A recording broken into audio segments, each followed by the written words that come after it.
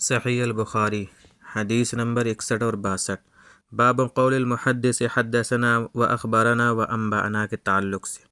وقال لنا الحمیدی قال عند ابن عوینة حدثنا و اخبرنا و انبأنا وسمعت واحدا وقال ابن مسعود حدثنا رسول الله صلی اللہ علیہ وسلم وهو الصادق المصدوق وقال شقيق عن عبد الله سمعت النبي صلی اللہ علیہ وسلم كلمة وقال حذيفة حدثنا رسول الله صلی اللہ علیہ وسلم حدیثین وقال ابو العالیة عن ابن عباس عن النبي صلی اللہ علیہ وسلم فيما يروي عن ربه وقال انس عن النبي صلی اللہ علیہ وسلم يرويه عن ربه وقال ابو ہریرہ عن النبی صلی اللہ علیہ وسلم یرویہ عن ربکم تبارک و تعالی۔ محدث کے قول حدثنا یعنی ہم سے بیان کیا، اور اخبرنا ہمیں خبر دی، اور انبأنا ہم کو بتلایا کا بیان۔ اور شیخ حمیدی نے ہم سے بیان کیا کہ ابن عوینہ یعنی حمیدی کے شیخ سفیان بن عوینہ کے نزدیک حدثنا اور اخبرنا اور انبأنا اور سمعت ایک ہیں، یعنی کوئی فرق نہیں، راوی کو اختیار ہے جسے چاہے روایت کرے۔ اور حضرت ابن مسعود رضی اللہ عنہ نے کہا حدثنا رسول اللہ صلی اللہ علیہ وسلم وهو الصادق المصدوق، یعنی ہم سے رسول اللہ صلی اللہ علیہ وسلم نے بیان کیا اور آپ صلی اللہ علیہ وسلم سچے تھے، اور جو آپ صلی اللہ علیہ وسلم سے کہا گیا وہ بھی سچ تھا۔ اور شقیق یعنی ابو وائل کوفی نے حضرت عبداللہ بن مسعود رضی اللہ عنہ سے روایت کی کہ میں نے نبی اکرم صلی اللہ علیہ وسلم سے یہ بات سنی، اور حضرت حذیفہ رضی اللہ عنہ نے کہا ہم سے رسول اللہ صلی اللہ علیہ وسلم نے 2 حدیثیں بیان کی، اور ابو العالیہ نے حضرت ابن عباس رضی اللہ عنہما سے روایت کی ہے عن النبی صلی اللہ علیہ وسلم عن ربہ، اور حضرت انس رضی اللہ عنہ نے نبی اکرم صلی اللہ علیہ وسلم سے روایت کی اور آپ صلی اللہ علیہ وسلم نے اپنے پروردگار سے۔ اور حضرت ابو ہریرہ رضی اللہ عنہ نے کہا کہ یہ روایت نبی اکرم صلی اللہ علیہ وسلم سے کر رہا ہوں جو آپ صلی اللہ علیہ وسلم نے تمہارے رب عز و جل سے روایت فرمائی ہے۔ امام بخاری اس باب کو منعقد کر کے اشارہ کر رہے ہیں کہ انہوں نے اپنی کتاب کی بنیاد ان مسندات پر رکھی ہے جو حضور صلی اللہ علیہ وسلم سے مروی ہیں، اور متنبہ فرما رہے ہیں کہ اس میدان میں ہر شخص کو منمانی بات کہنے کی آزادی نہیں دی جا سکتی۔ کسی بات کے قابل اعتماد و اعتبار ہونے کے لیے اسناد سلسلہ سند ضروری ہے۔ حافظ عسقلانی رحمۃ اللہ علیہ فرماتے ہیں کہ اس باب سے امام بخاری کا مقصد یہ ہے کہ مذکورہ بالا الفاظ میں کوئی فرق نہیں۔ متقدمین اور ائمہ اربعہ اور امام بخاری رحمہ اللہ کے نزدیک تحدیث، اخبار اور انباء کے الفاظ میں راوی کو اختیار ہے جسے چاہے روایت کرے۔ متاخرین اور امام مسلم کے نزدیک ان میں فرق ہے۔ تحمل حدیث کے مختلف طریقے ہیں۔ پہلا قراءت الشیخ یعنی استاد خود حدیث پڑھے اور شاگرد سنتے رہیں۔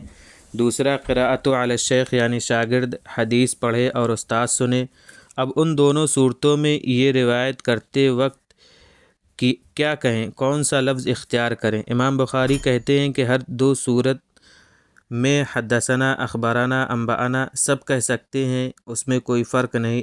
یہی قدماء محدثین سے حتیٰ کہ امام ائمہ اربعہ سے بھی منقول ہے کہ سب برابر ہیں۔ امام مسلم دونوں حدثنا و اخبرنا میں فرق کرتے ہیں اور کہتے ہیں کہ پہلی صورت یعنی شیخ کے پڑھنے پر حدثنا کہیں گے، اور دوسری صورت یعنی شاگرد نے قرات حدیث کی تو اخبرنا کہیں گے۔ پھر اس میں بھی بعض نے یہ تفصیل کی ہے کہ اگر سننے والا شاگرد ایک ہی تھا تو حدثنی بصیغہ واحد، اور اگر متعدد تھے تو حدثنا جمع کے ساتھ کہے گا، اور بعض نے اس میں وسعت دی ہے کہ بہر صورت حدثنا بصیغہ جمع کہہ سکتا ہے اور حدثنی بصیغہ واحد بھی کہہ سکتا ہے۔ تیسرا ہے الاجازہ۔ تیسری صورت اجازت بالمشافہہ کی ہے، اور اس کو انباء کہتے ہیں، یعنی نہ شاگرد پڑھے اور نہ ہی شیخ، کسی نے نہیں پڑھا بلکہ شیخ نے مشافہتاً اجازت دے دی۔ اس صورت میں راوی یعنی جس کو شیخ نے اجازت دی ہے وہ انبأنی یا انبأنا کہے گا۔ چوتھی صورت مناولہ ہے، اس کے لیے مستقل باب آ رہا ہے، آگے مکاتبہ یا مراسلہ ہے، اس کا بھی ذکر انشاءاللہ آگے مناولہ میں آئے گا۔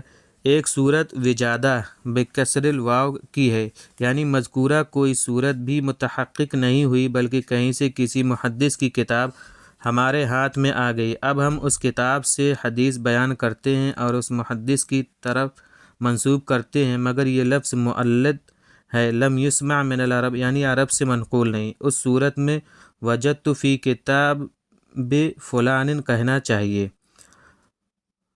پھر محدثین کرام میں اختلاف ہے کہ اخبار اور تحدیث میں کون افضل ہے، یعنی قرات علی الشیخ افضل ہے یا قرات شیخ۔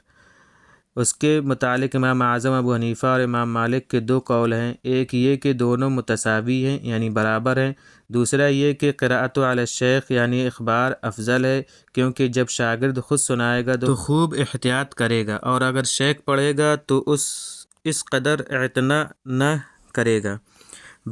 بہتر فیصلہ وہ ہے جو حافظ عسقلانی نے فتح الباری میں فرمایا ہے کہ احوال مختلف ہیں، کہیں تحدیث اقویٰ ہوگی، کہیں اخبار، جہاں پر جو معمون عن الغلط ہو وہاں وہی اقویٰ ہوگا، لہذا فیصلہ ایک طرفہ نہیں ہونا چاہیے۔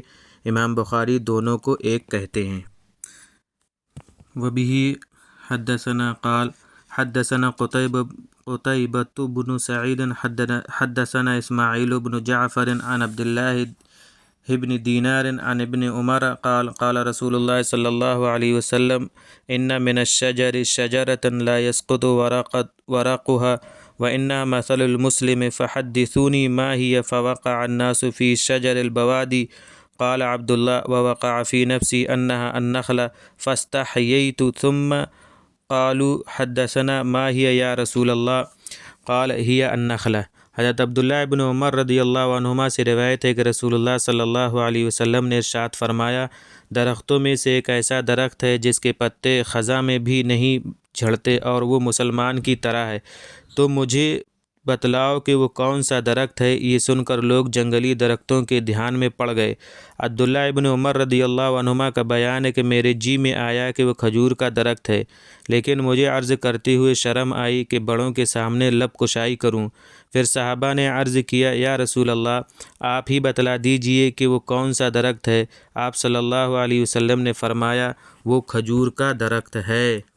اس میں اشارہ ہے کہ مومن کی دعا رد نہیں ہوتی، قبول کے طرق یعنی راستے مختلف ہیں، کبھی بعینہ ہی مطلوب چیز مل جاتی ہے، اور اگر وہ علم باری تعالیٰ میں سائل کے لیے نقصان دہ نہ ہو تو اگر نقصان دہ ہوتی ہے تو اس کی بجائے کوئی دوسری نافع چیز عطا کی جاتی ہے۔ بالفرض اگر دنیا میں کچھ بھی نہیں ملا تو اجر آخرت تو ضرور ملے گا۔ باب طرح الامام المسألة على اصحابه لیختبر ما عندهم من العلم۔ استاذ کا اپنے شاگردوں کے سامنے سوال پیش کرنا تاکہ ان کے علم کا امتحان لے سکے۔ وبه حدثنا قال حدثنا خالد بن مخلد حدثنا سلیمان بن بلال قال حدثنا عبد الله بن دینار عن ابن عمر رضی اللہ عنہما عن النبی صلی اللہ علیہ وسلم قال ان من الشجر شجرة لا يسقط ورقها وإنها مثل المسلم حدثوني ما هي قال فوقع الناس في شجر البوادي قال عبد الله فوقع في نفسي أنها نخلة فاستحييت ثم قالوا حدثنا ما هي يا رسول الله قال هي النخلة۔ حضرت عبداللہ ابن عمر رضی اللہ عنہما سے روایت ہے کہ نبی اکرم صلی اللہ علیہ وسلم نے ایک بار ارشاد فرمایا، درختوں میں ایک درخت ایسا ہے جس کے پتے نہیں جھڑتے اور وہ بے شک مسلمان کی طرح ہے، مجھے بتلاؤ کہ وہ کون سا درخت ہے۔ عبداللہ رضی اللہ عنہما کہتے ہیں کہ لوگ جنگلی درختوں کے خیال میں پڑ گئے اور میرے ذہن میں یہ آیا کہ وہ کھجور کا درخت ہے، مگر مجھے عرض کرتے ہوئے شرم آئی۔ پھر صحابہ نے عرض کیا، یا رسول اللہ، آپ ہی بتلا دیجئے کہ وہ کون سا درخت ہے۔ آپ صلی اللہ علیہ وسلم نے فرمایا کہ وہ کھجور ہے۔ مطلب یہ ہے کہ گزشتہ باب میں جو شجر والی حدیث تھی وہی حدیث اس باب میں بھی ہے، اور صحابی بھی ایک ہیں وہی ہیں، ترجمہ مختلف ہونے کی وجہ سے حدیث کا اعادہ فرمایا ہے۔ نیز مزید ایک فائدہ یہ ہوا کہ اس سے مشائخ بخاری کی تعداد اور وسعت روایت پر تنبیہ ہو گئی، یہاں تک کہ امام بخاری بسا اوقات ایک ہی حدیث کو اپنے بہت سے شیوخ سے نقل کرتے ہیں۔ اس ترجمے سے امام بخاری کا مقصد کیا ہے؟ علماء کے مختلف اقوال ہیں۔ گزشتہ باب میں یہ بتایا جا چکا ہے کہ دین کی کوئی بات بیان کرنے میں سند کا لحاظ ضروری ہے۔ اب اس باب میں یہ بتا رہے ہیں کہ جس طرح دین کی باتیں بیان کرنے کے وقت پورے تیقظ و بیداری کو کام میں لانا چاہیے، اسی طرح طلباء کو بھی متقیز و بیدار رکھنے کی کوشش کی جائے تاکہ طلباء درس کے وقت غفلت سے کام نہ لیں، جس کی ایک بہترین صورت یہ ہے کہ طلباء سے وقتاً فوقتاً سوالات کیے جائیں تاکہ طلباء ہمہ وقت بیدار اور متوجہ رہیں۔ اس طرف بھی اشارہ ممکن ہے کہ طلباء کا پہلے داخلہ امتحان لے کر علمی معیار جانچ کر داخل کیا جائے، جیسا کہ معیاری مدارس میں اس پر عمل ہے، اگرچہ آج کل کچھ کوتاہی شروع ہو گئی ہے، بلا شبہ اس سے بچنا ضروری ہے۔ تو یہ تھی آج کی ہماری 2 حدیثیں۔ انشاءاللہ ہم اگلی 2 حدیثیں لے کر آپ سے پھر ملیں گے۔ جو نئے ہیں چینل کو سبسکرائب کر لیں اور بیل آئیکن پریس کریں تاکہ ہمارے تمام ویڈیوز آپ کو بر وقت پہنچتے رہیں۔ السلام علیکم ورحمۃ اللہ وبرکاتہ۔